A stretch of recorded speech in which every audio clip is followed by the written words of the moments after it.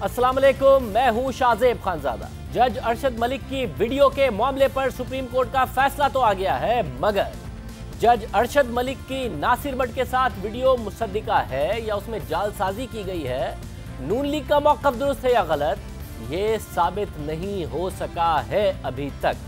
मामला पहले भी इस्लामाबाद हाई कोर्ट के पास था और अब फिर से इस्लामाबाद हाई कोर्ट के पास आ गया है।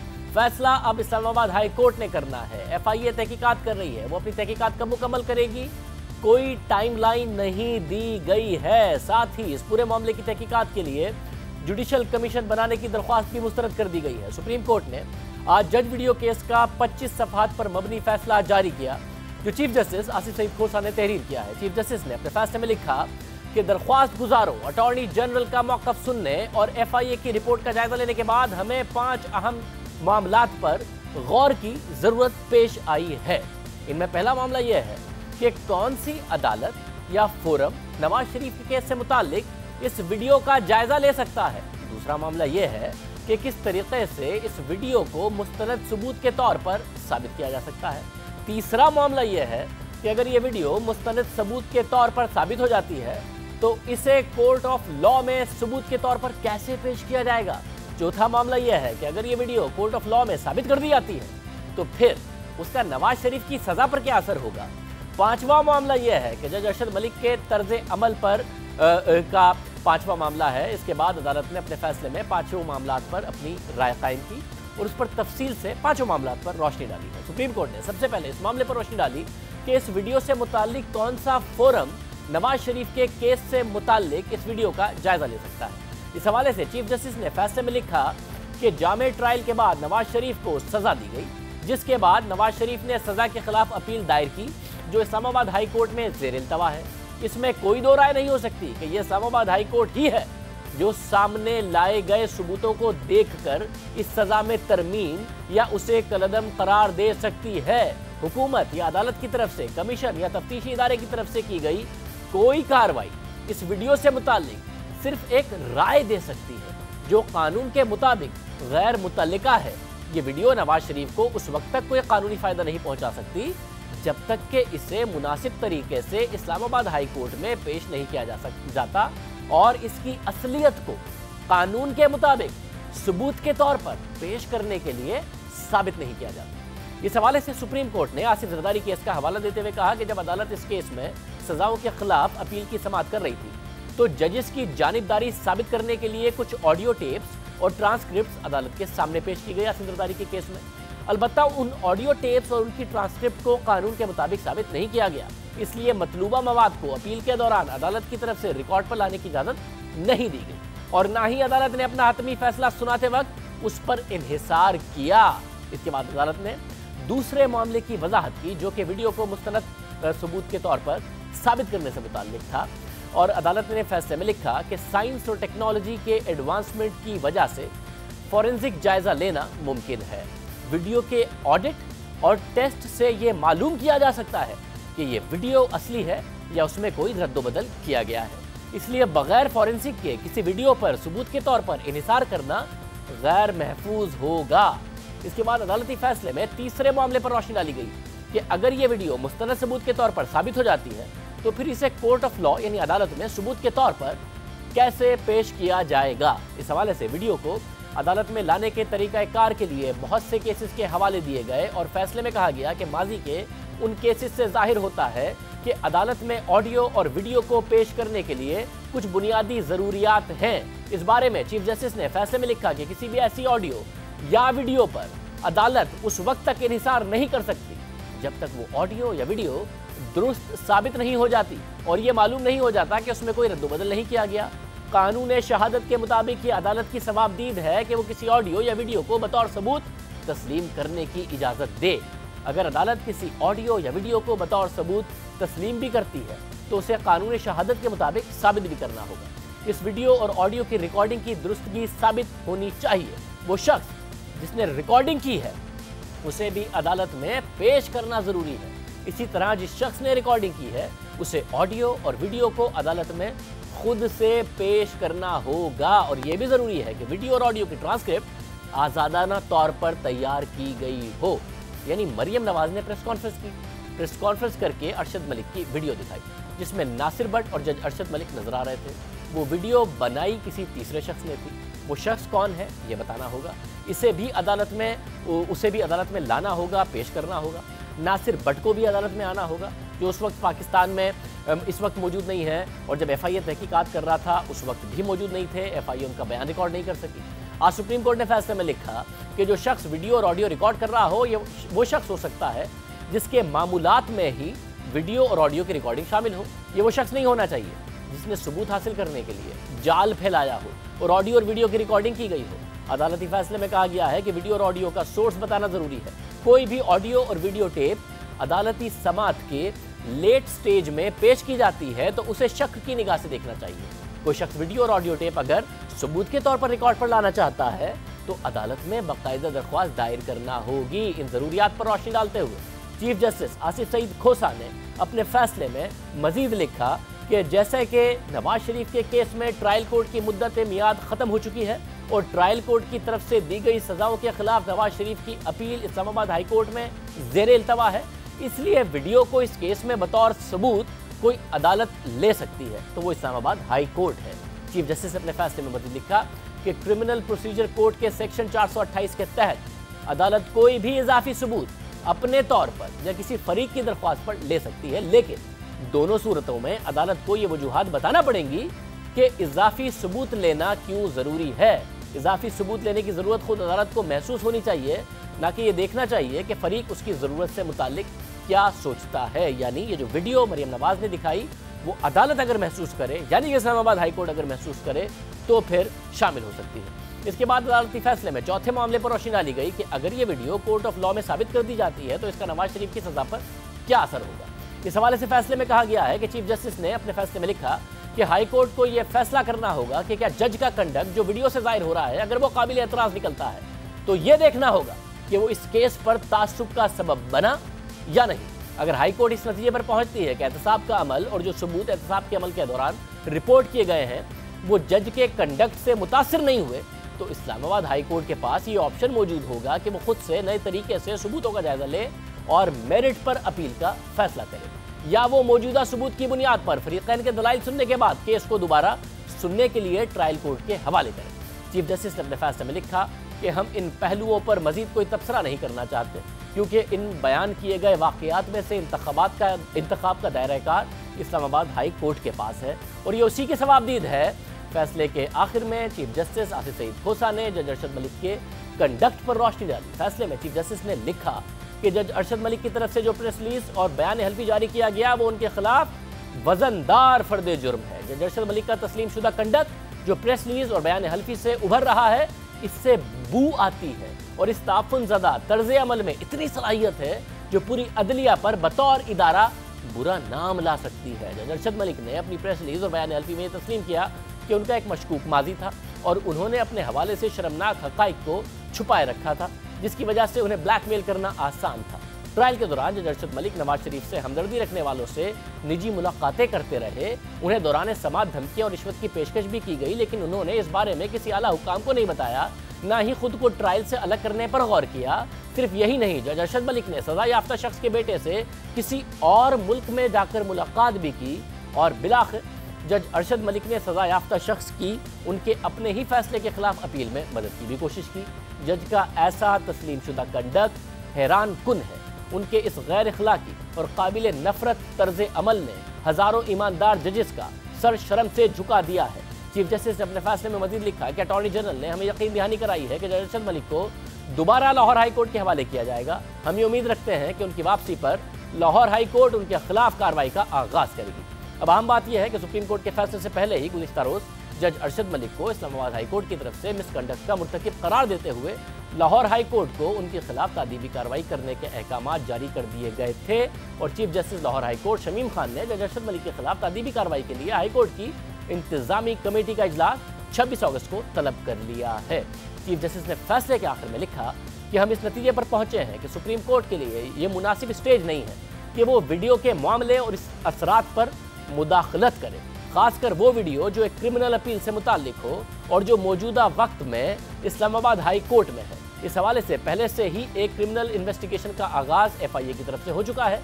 इस अदालत या हुकूमत की तरफ से बनाई गई कमीशन की कोई भी तहकीकात इस मामले पर सिर्फ एक राय दे सकती है और इसकी इस्लामाबाद हाईकोर्ट में ज़ेर इल्तवा अपील में कोई मुताबिकत या कबूलियत नहीं होगी। इसलिए तमाम दरख्वास्तों को निपटाया जाता है।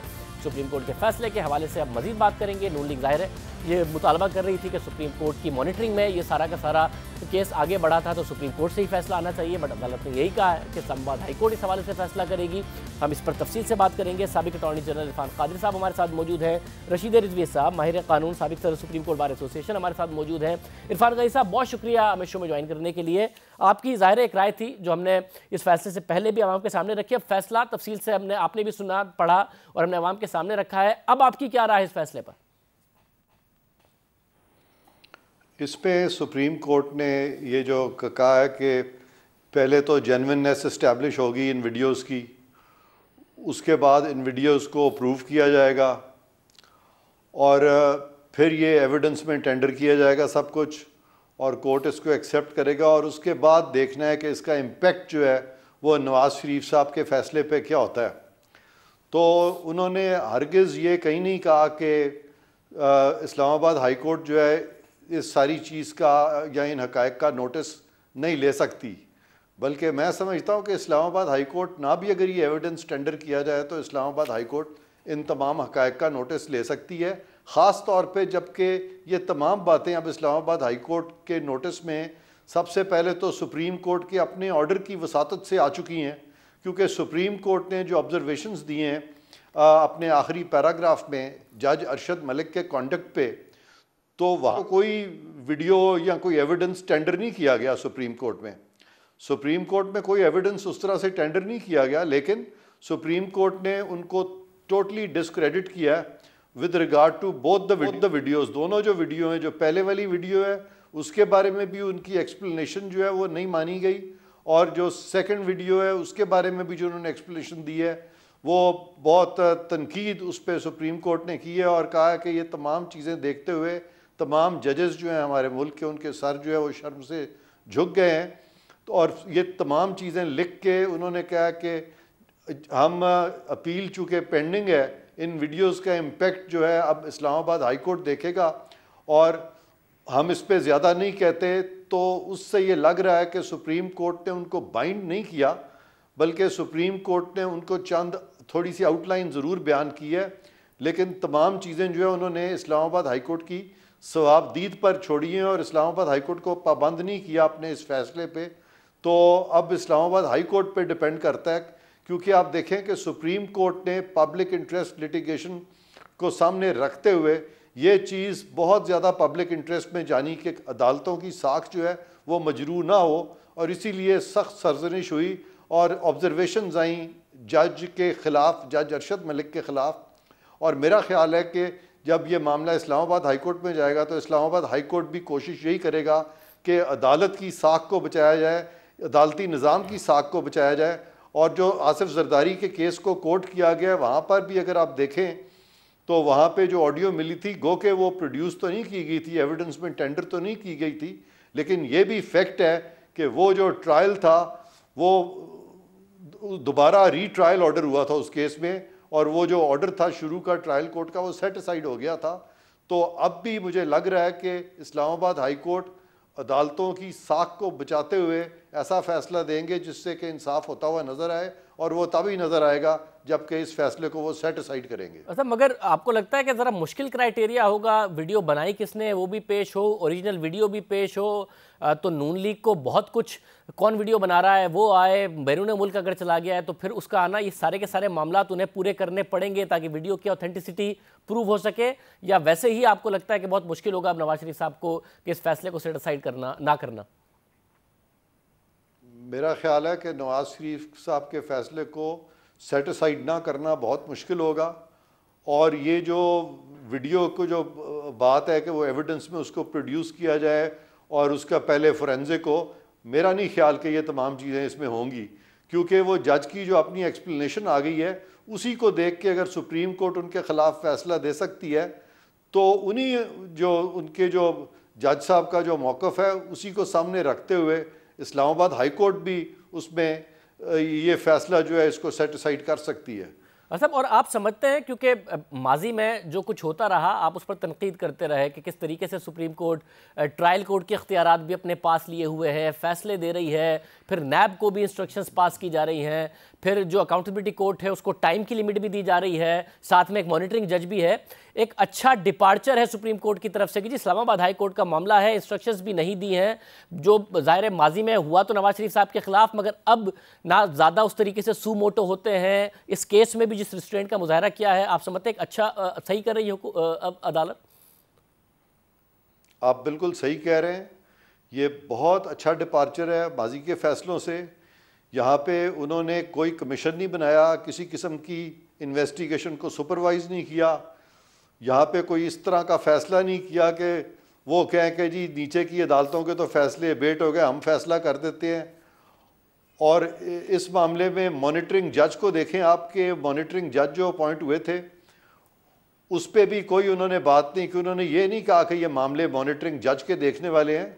तो मैं समझता हूँ कि मेरा आज तक जिस व्यू को मैं आपके प्रोग्राम्स में फॉरवर्ड कर रहा था, बिल आखिर वो व्यू जो है आज मैंने देखा है कि सुप्रीम कोर्ट ने वही व्यू अपनाया है।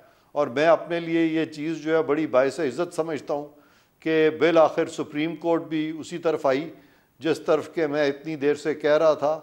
और ये अच्छी चीज़ है, सुप्रीम कोर्ट वाकई ट्रायल कोर्ट नहीं है, और उन्होंने इस्लामाबाद हाई कोर्ट को इसीलिए पाबंद भी नहीं किया, और उन्होंने गाइडेंस ज़रूर अपनी तरफ से दी है लेकिन वो बाइंडिंग नहीं है।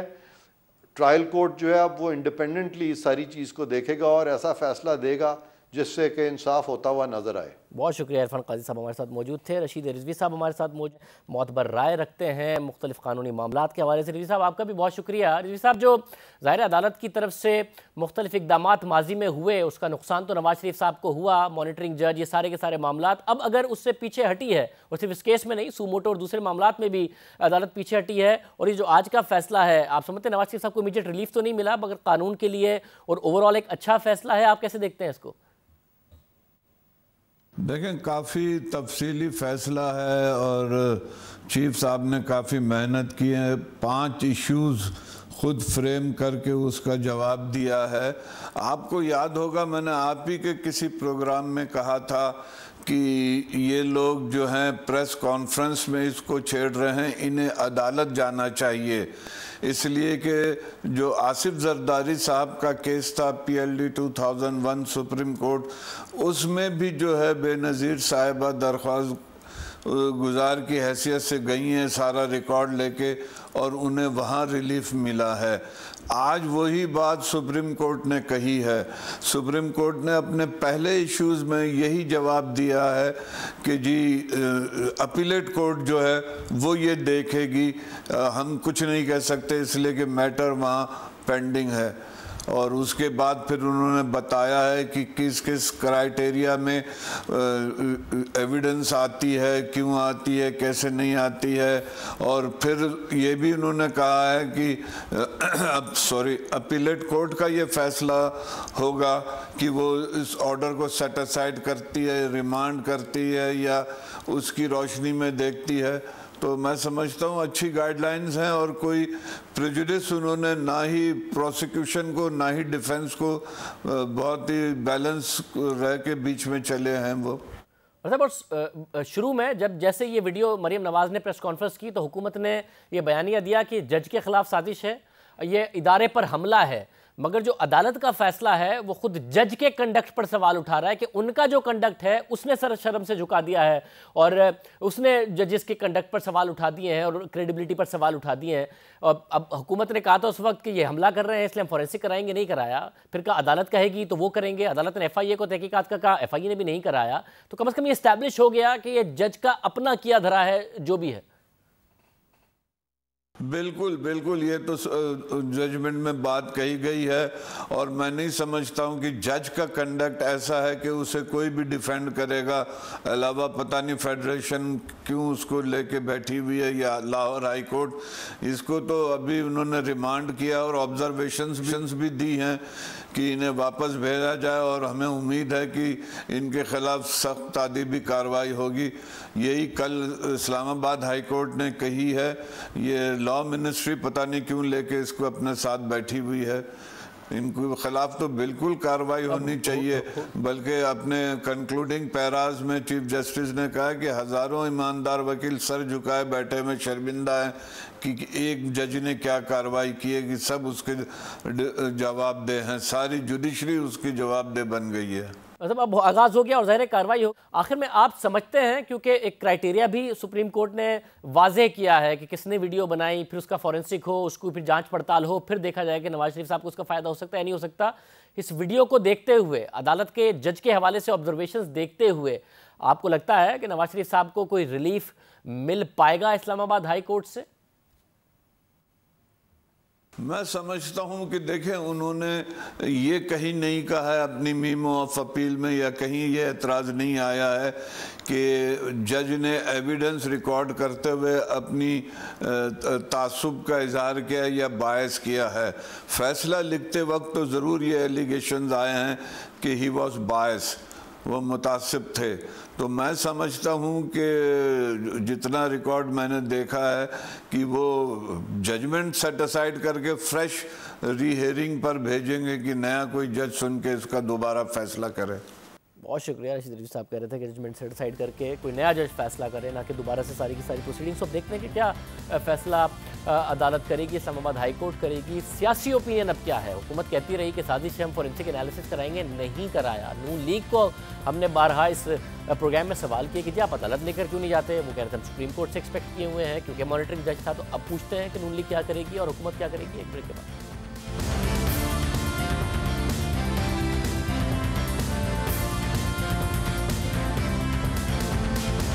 हुकूमत इस फैसले के हवाले से क्या सोच रही है वफाकी वजीर फवाद चौधरी साहब हमारे साथ मौजूद है। फवाद चौधरी साहब, बहुत शुक्रिया हमें शो में ज्वाइन करने के लिए। साहब, जब मरियम नवाज ने प्रेस कॉन्फ्रेंस की तो जाहिर है आपकी तरफ से कहा गया, हुकूमत की तरफ से, कि ये जज साहब के खिलाफ साजिश है, इदारे के खिलाफ साजिश है।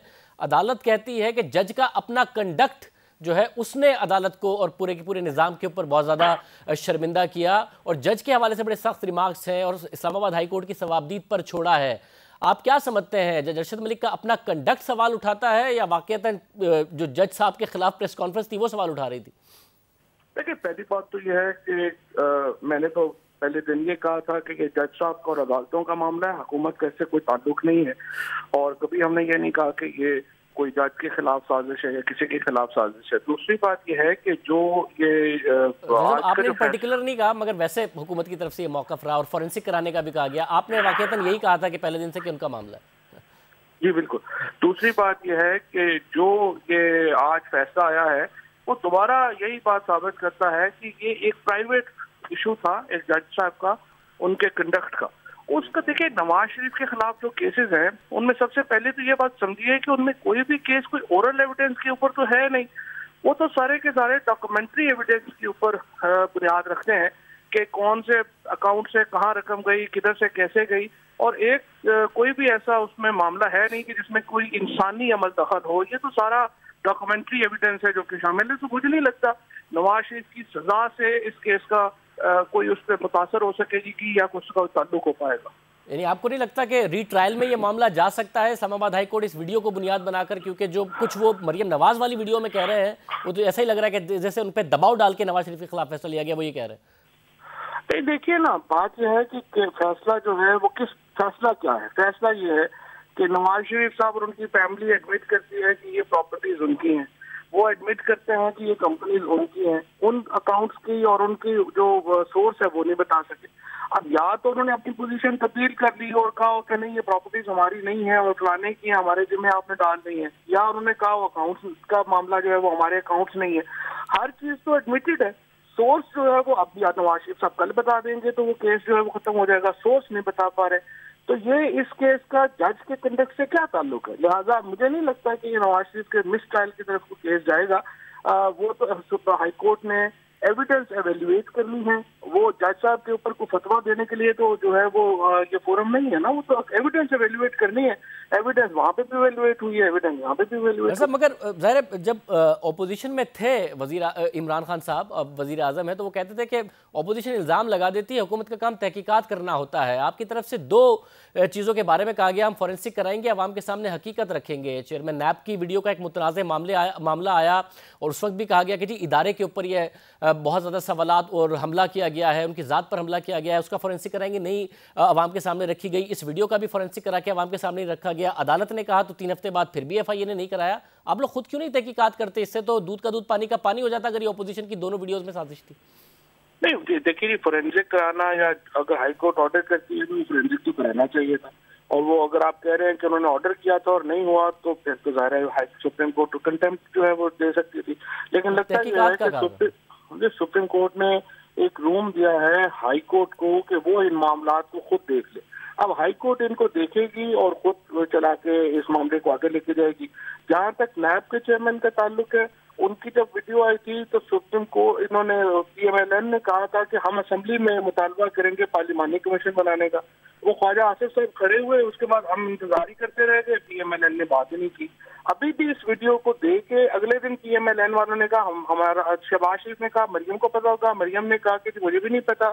तो अपना जो लोग ये वीडियोस लेके आए जब वो खुद ही भाग गए तो बाकी के किसने तहकीक करनी है? आप क्योंकि हुकूमत जब ये कहती है कि अपोजिशन इदारों के खिलाफ साजिश कर रही है तो इदारे तो हुकूमत के मातहत हैं और जाहिर है इदारों के ऊपर सर से पांव तक सवाल उठ जाता है। तो आपको नहीं लगता कि सर से पांव तक ऐसी वीडियोस की तहकीकात होनी चाहिए और आवाम के सामने हकीकत हुकूमत को रखनी चाहिए? नहीं, हम तो तैयार हैं, लेकिन जो लेके आए हैं वो भी तो अपने पाँव पे खड़े हो ना। अब वो अपने पाँव पे नहीं खड़े हुए तो हुकूमत कहाँ से जो है वो कुछ जो है वो कराती फिरे। अब ये हाई कोर्ट के ऊपर केस है, this is something between the जज एंड द हाई कोर्ट। अगर हाई कोर्ट कहेगी कि गवर्नमेंट की जो इदारे हैं वो उनको फोरेंसिक के लिए चाहिए, तहकीकात के लिए चाहिए, जो हुक्म करेंगे उसके मुताबिक हम जो है वो अमल करेंगे। ये तो नहीं हो सकता ना गवाह चुस्त और मुद्दई सुस्त। जब मुद्दई जो है जिन्होंने कहना है वो हमें जो कहेंगे हम करते हैं। मतलब या इसकी वजह यह है कि नवाज शरीफ साहब के खिलाफ जो भी फैसले उसके बेनिफिशरी तो हैं इमरान खान साहब इलेक्शन में भी और वो उनकी डिस्क्वालिफिकेशन के, इसलिए आप सुस्त हो जाते हैं। अगर वो चुस्त नहीं भी हैं तो आप सुस्त हो जाते हैं। नवाज शरीफ साहब के खिलाफ जो फैसला है उसके असल बेनिफिशरी तो पाकिस्तान की आवाम है, तो पाकिस्तान के लोगों को जाहिर है उसका फायदा हुआ है। अब भी मैंने आपसे जो पेश किया है कि नवाज शरीफ के केस का कोई ताल्लुक ही नहीं है इन मामला से, इन वीडियो से। उनके ऊपर जो एविडेंस है, जो उनके खिलाफ शहादतें हैं, जो उनके खिलाफ केस है, वो डॉक्यूमेंट्री एविडेंस के ऊपर है। उसको कॉन्ट्राडिक्ट करना चाहते हैं, कल कर दे और आके हुसैन और हसन जो बाहर बैठे हुए हैं उनको बुलाएं और उनको कहें कि अपना हिसाब किताब दे दें, या दूसरा तरीका 3 बार गेम करें। और आप क्या समझते हैं जो जिस जज के कंडक्ट पर इतने सवाल उठ गए हों, उसने जो दूसरे फैसले दिए, क्योंकि ज़रा बाबर एवान साहब की बरियत का भी मामला है, तो उन पर भी सवाल उठ जाते हैं या बस इसी पर सवाल उठता है? देखिए, बात यह है कि एक जज का ये जो उनका केस आया है कि जी वो उनकी वीडियोस आई हैं जो मुनासिब नहीं थी, लेकिन देखना तो यह है कि उन्होंने किस बुनियाद के ऊपर फैसले दिए हैं। अगर जो बाबर एवान साहब का भी केस है वो अब हाई कोर्ट में है, हाई कोर्ट उनको देख लेगी, उनकी एविडेंस के ऊपर परख लेगी। इसी तरह से एक जज के ऊपर तो बात नहीं है, ये तो 3 अपील सिस्टम है हमारे मुल्क में। तो ऐसा कोई ऐसे घबराने की बात नहीं है या ऐसा किसी डिस्क्रेडिट करने वाली बात नहीं है। 3-4 फोरम्स पे मामला जाना होता है, वहाँ पे बड़े लोग बैठे हैं, उन्होंने उनको चेक करना है, देखेंगे, उसके मुताबिक वो फैसला करेंगे। बहुत शुक्रिया। फवाद चौधरी साहब हमारे साथ मौजूद थे। प्रोग्राम में एक ब्रेक शामिल करते हैं। एहसन इकबाल साहब हमारे साथ मौजूद होंगे। नून लीग अब क्या करेगी? वो कहते थे सुप्रीम कोर्ट से रिलीफ चाहिए, सुप्रीम कोर्ट ने कहा है कि इस्लामाबाद हाई कोर्ट रिलीफ दे सकती है, वहां जाके आप सबूत रखें। तो क्या सबूत रखेंगे? एक ब्रेक के बाद बात करें।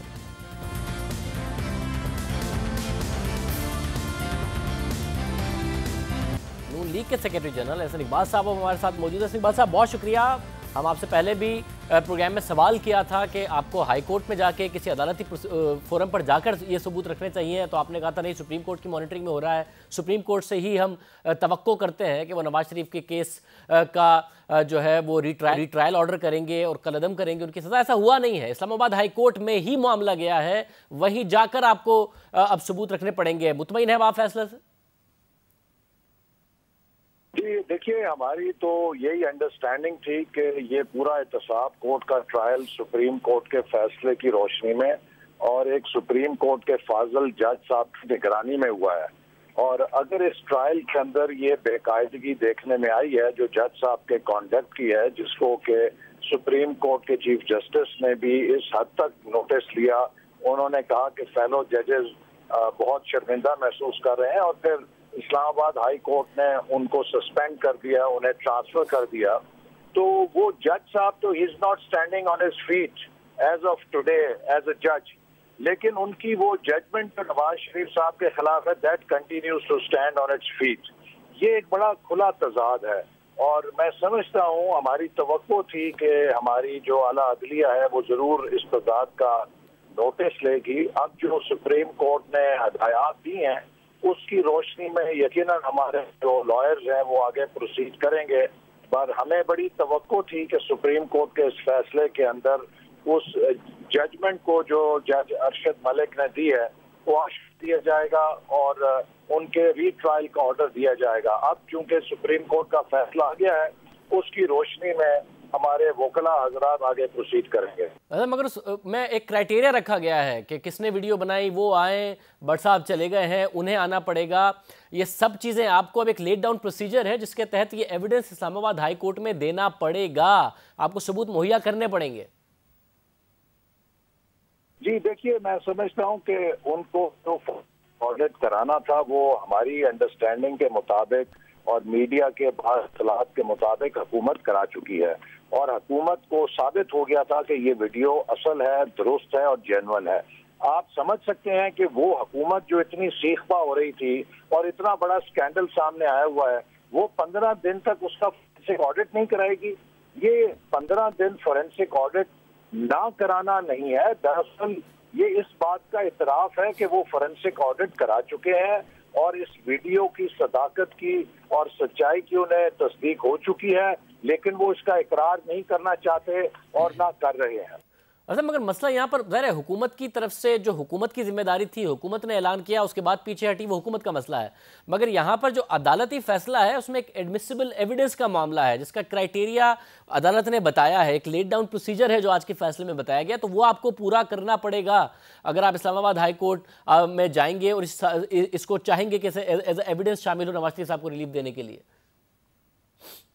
जब वो नौबत आएगी मैं समझता हूँ कि जो भी असिस्टेंस हो सकेगी कि जिसमें अदलिया को ये एडमिसिबल एविडेंस की सूरत दी जा सके, उसमें वकला हजरात जरूर उसको कानून के मुताबिक हैंडल करेंगे। और ये बात अब मैं समझता हूँ कि एक रोज़े रोशन की तरह पूरी कौम के सामने वाज़े हो चुकी है कि नवाज शरीफ साहब के साथ अब धक्का हो रहा है। बहुत शुक्रिया हसन इकबाल साहब हमारे साथ मौजूद थे। एक और कंट्रोवर्सी है जिसमें हुकूमत उलझती नजर आ रही है, इससे कैसे निकलेगी, किस हद तक हुकूमत कानूनी तौर पर दुरुस्त है, इस पर बात करेंगे।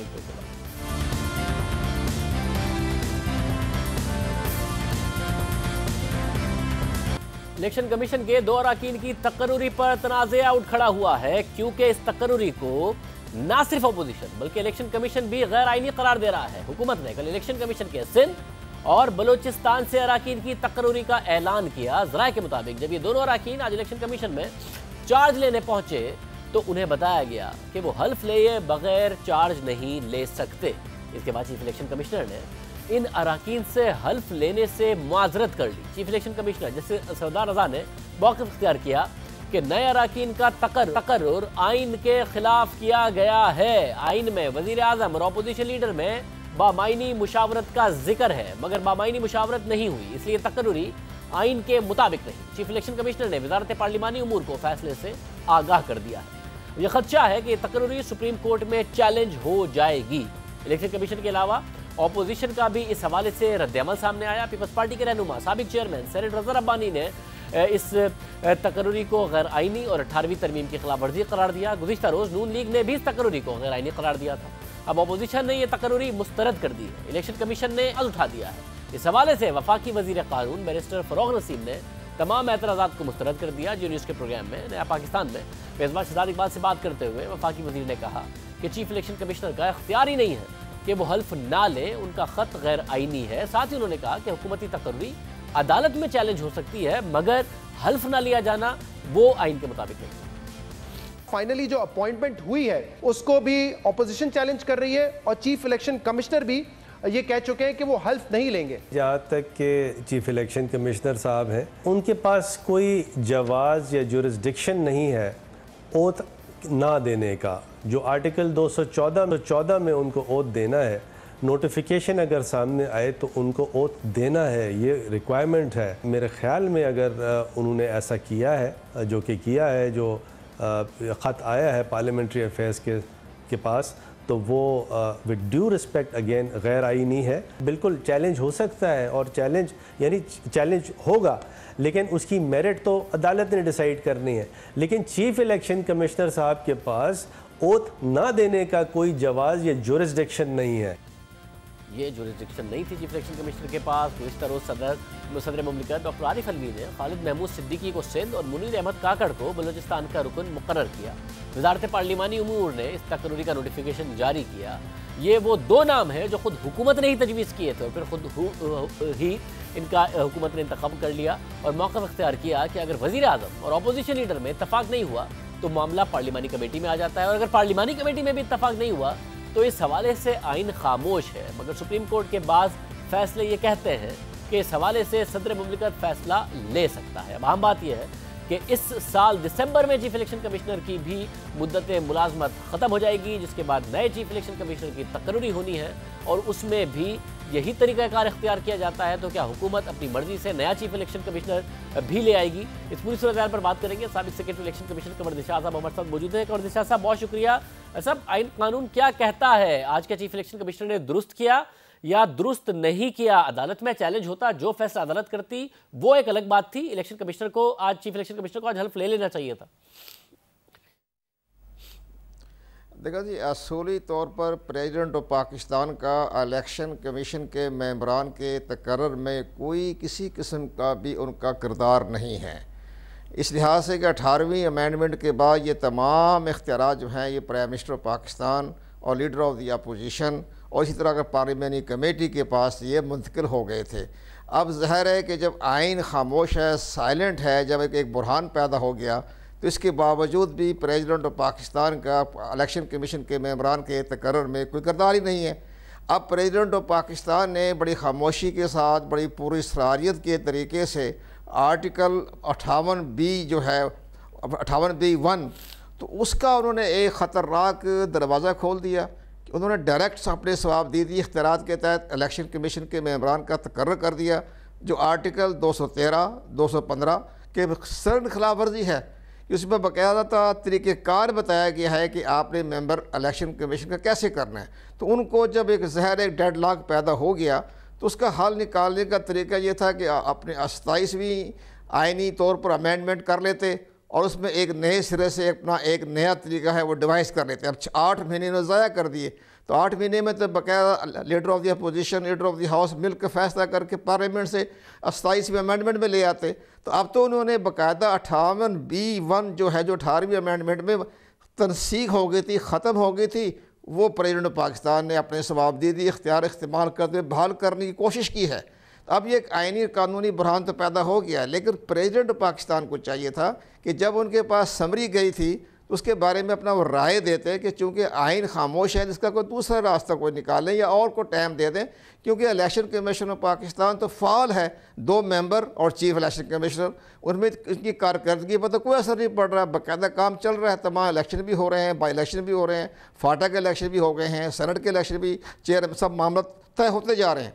लेकिन इन हालात में हमने ये महसूस किया है कि सदर साहब ने को जिस अंदाज से समरी गई है, उनको मिसगाइड किया गया है, तो इससे एक मुल्क में नया बुरहान भी पैदा हो गया। अब एक और बड़ी अहम बात हो जाएगी कि इसी तरह अगर ये सुप्रीम कोर्ट ऑफ पाकिस्तान में ये चैलेंज हो जाता है या इवन इस्लामाबाद हाई कोर्ट में चैलेंज हो जाता है, तो वो भी सदर पाकिस्तान से वो जवाब तलबी कर लेंगे कि आपने किस आइन के तहत, कि कौन से आइन के आर्टिकल के तहत आपने अपने सवाबदीदी इख्तियारात इस्तेमाल किए हैं, क्योंकि सवाबदीदी इख्तियारात तो 18वीं अमेंडमेंट में ख़त्म हो चुके हैं। तो इस पर एक सदर साहब की एक शख्सियत पर भी हर्फ आएगा, उनकी कारकर्दगी भी हर्फ आएगा। आइनी बुरहान तो अलग है, लेकिन उनकी शख्सियत ही होगा। लेकिन इस हवाले से हम ये महसूस कर रहे हैं कि चीफ इलेक्शन कमिश्नर पाकिस्तान ने एक बहुत दानिशमंदाना, ज़रूरतमंदाना कदम उठाते हुए इनसे हल्फ लेने से इनकार इसलिए किया कि वो आर्टिकल 213, 215, 217, 218 के ख़िलाफ़ था। इसलिए अगर इलेक्शन कमीशन के से हल्फ ले लेता तो शाहजेब साहब ये पूरा इलेक्शन कमीशन की साख ख़त्म हो जाती, इलेक्शन कमीशन की गैर जानबदारी ख़त्म हो जाती, उनकी सारी इम्पार्शलिटी ख़त्म हो जाती। तो इसलिए चीफ इलेक्शन कमीशन ने अपने इदारे को बचा लिया है। अब अगर किसी मौके पर हुकूमत बज़िद है या अपने कोई रास्ता निकालती है, बैकडोर रास्ता निकालती है, तो मुझे ये ख़तरा नज़र आ रहा है, एप्रीहेंशन है, मेरी नाक़िस राय है कि मुमकिन है फिर चीफ़ इलेक्शन कमिश्नर अपने ओहदे से मुस्तफ़ी हो जाएँ। अभी फ़िलहाल ये तो मेरी अपनी नाक़िस राय है, लेकिन माजी में शाहज़ेब साहब मैं बताऊँ मुख्तसर सा कि माजी में 2002 और 2006 में इसी तरह का एक बुरहान पैदा हो गया था जस्टिस अब्दुल कदीर चौधरी साहब और इस तरह जस्टिस काजी फारूक साहब। तो उन्होंने मुस्तफ़ी होने का धमकी दी थी कि हम मुस्तफ़ी हो जाएंगे, लेकिन आपका जो फ़ैसला आ रहा है जनरल परवेज़ मुशर्रफ के लिहाज से, तो वो उन्होंने इनकार कर दिया था। तो मैंने ख़ुद जनरल परवेज़ मुशर्रफ साहब से as a secretary election commission मैंने उन तमाम सूरत हाल से आगाह किया कि जनाब उनकी साख मजरू हो रही है चीफ़ इलेक्शन कमीशन की, कि उन्होंने आपके इस फैसले से, तो उन्होंने हमारी रिक्वेस्ट को विड्रा किया और डायरेक्ट उन्होंने प्रेसिडेंट ऑफ पाकिस्तान ने अपने जस्टिस काजी फारूक साहब और जस्टिस अब्दुल कदीर चौधरी साहब के दौर में उनसे माफ़ी मांगी, माजरत की और अपने आर्डर को वापस लिया। तो हम तो ये चाहते हैं कि हालात इस तरह से पैदा हो जाए। अब अगर सदर साहब से अगर गलत काम करवा लिया गया है तो प्रेसिडेंट ऑफ पाकिस्तान को चाहिए कि वो चीफ़ इलेक्शन कमीशन से मुलाकात करें और अपनी माजरत कर लें और ये कहें कि जनाब ठीक है समरी आ गई और आप उससे अगर नाराज़ हैं या खुश है नहीं है या आपके इदारे की साख को हर्फ आ रहा है तो हम इसको वापस ले लेते हैं। बहरहाल हुकूमत अपने मौक़िफ़ पर कायम है। आज के प्रोग्राम में इतना ही। आपसे पीर के दिन मुलाकात हुई। मुझे तो आप जानते ही होंगे, मेरा नाम है मिस्टर जीम। अरे अभी तक आपने मेरा चैनल सब्सक्राइब नहीं किया? अरे भाई फौरन सब्सक्राइब बटन पे क्लिक करके मेरा चैनल सब्सक्राइब करें और हाँ, बेल आइकन पर लाजमी क्लिक करें ताकि आपको मेरी आने वाली तमाम वीडियोस की अपडेट मिलती रहे।